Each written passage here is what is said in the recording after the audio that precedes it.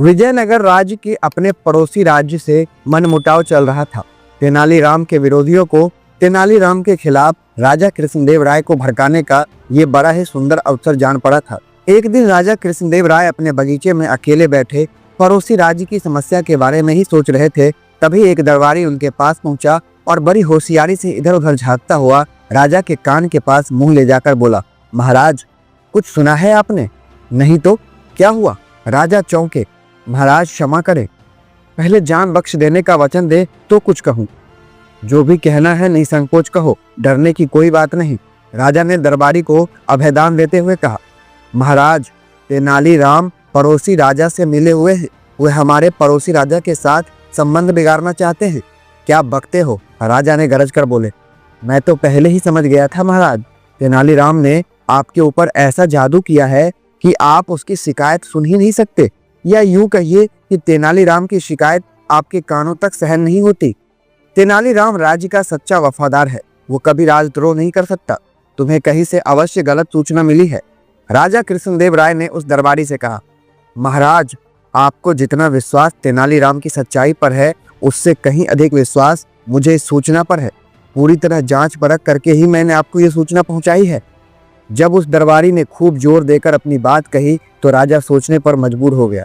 राजा ने कहा, ठीक है, मैं इस बात की जांच करूंगा। अगर तेनालीराम दोषी पाया गया तो उसे अवश्य ही कठोर दंड दिया जाएगा।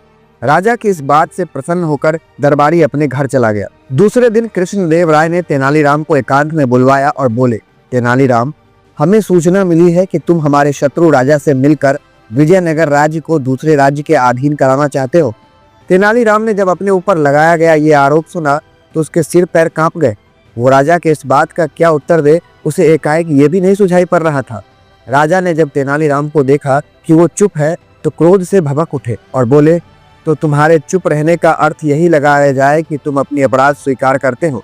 ये सुनकर तेनालीराम की आंखों में आंसू आ गया। वो बोला, महाराज की बात काटने का साहस ना तो मैंने आज तक किया है और ना ही कभी भविष्य में कर सकूंगा। राजा तो क्रोध से भरे हुए थे। तेनालीराम के इस उत्तर से वो और भड़क उठे। बोले, तुमने जिस पड़ोसी राजा से साठगांठ की है, अब उसी राज्य में जाकर रहो। मेरा राज्य कल ही छोड़ दो। इतने बड़े अपराध की मामूली सजा? तेनालीराम ने राजा से कहा, तुम्हारी अब तक की सेवा को देखते हुए, मेरे तुम्हारे मित्रतापूर्ण संबंधों को देखते हुए तथा तुम्हारे पद की गरिमा को देखते हुए मैंने तुम्हें इतना ही दंड देना उचित समझा। यदि ये अपराध किसी और ने किया होता तो मैं उसकी बोटी बोटी चुनवा लेता। राजा ने क्रोध में बिफरते हुए कहा। तेनालीराम ने राजा का फैसला सुना और अपनी सफाई में एक शब्द भी नहीं कहा। बेचारा चुपचाप सिर झुकाकर राजा के सामने से चला गया। दूसरे दिन जब तेनालीराम के विरोधियों ने ये सुना कि तेनालीराम राज्य को छोड़कर चला गया है तो उनके खुशी का सीमा न रहा। वो सब राजा पर अपना प्रभाव बढ़ाने के लिए उपाय सोचने लगे और अपनी पदोन्नति के मंसूबे बांधने लगे। तेनालीराम विजयनगर राज्य के शत्रु राज्य की राजधानी पहुंचा और वहां के राजा से मिला। उसने उस राजा के गुणों का वर्णन छंदबद्ध करके सुनाया। राजा अपनी प्रशंसा सुनकर खुशी से झूम उठा। उसने तेनालीराम से उसका परिचय पूछा। तेनालीराम ने अपने परिचय देते हुए कहा, मैं विजयनगर के राजा कृष्णदेव राय के निजी सचिव तेनालीराम हूँ। उस राजा ने तेनालीराम की बहुत प्रशंसा पहले भी सुन रखी थी, लेकिन तेनालीराम से भेंट करने का ये पहला अवसर था। उस राजा ने तेनालीराम का भरपूर स्वागत किया। तेनालीराम इस स्वागत के लिए राजा को धन्यवाद दिया। राजा बोले, तेनालीराम, राजा कृष्णदेव राय हमें अपना शत्रु मानते हैं, फिर भी तुम हमारे दरबार में निडर होकर कैसे चले आए? तुम तो राजा कृष्णदेव राय के निजी सचिव हो। यहाँ शत्रु के राज्य में तुम्हारा कोई भी अनिष्ट हो सकता है। राजा ने हालांकि सच ही कहा था, फिर भी तेनालीराम मुस्कुराकर कहा, राजन, आप विद्वान हैं, आपके पास अपार शक्ति है, आप सुयोग्य प्रशासक हैं और प्रजा की भलाई चाहने वाले हैं। बिल्कुल ऐसे ही गुण हमारे महाराज में भी है। वे आपको अपना शत्रु नहीं मित्र मानते हैं। आपकी इसी भ्रांति के निवारण के लिए महाराज ने मुझे आपके पास भेजा है। मतलब कि कृष्णदेव राय हमारे दुश्मन नहीं, दोस्त हैं। आश्चर्य से चौंकते हुए राजा ने बोला, लेकिन हमारे जासूसों ने तो ये खबर दी थी कि राजा कृष्णदेव राय हमारे राज्य पर हमला करने की तैयारी कर रहे हैं। हाँ राजन, हमारे गुप्तचरों ने हमारे महाराज से भी यही बात कही थी, तभी हमारे महाराज ने मुझे आपके पास भेजा है। युद्ध कभी किसी के लिए लाभकारी हुआ है जो आप जैसे दो विद्वान राजाओं के लिए लाभकारी होगा? उस राजा पर तेनालीराम की बातों का असर हुआ। वो बोला, लड़ाई तो मैं भी नहीं चाहता, लेकिन ये सब साबित कैसे हो कि राजा कृष्णदेव राय दिल के सुलह और इच्छुक हैं।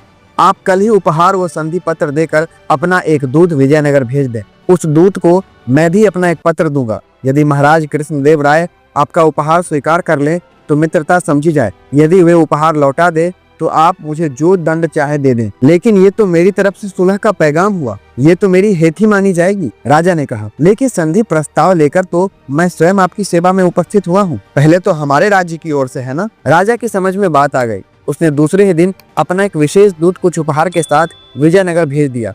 उधर राजा कृष्णदेव राय को भी ये पता चल चुका था कि तेनालीराम बेकसूर था।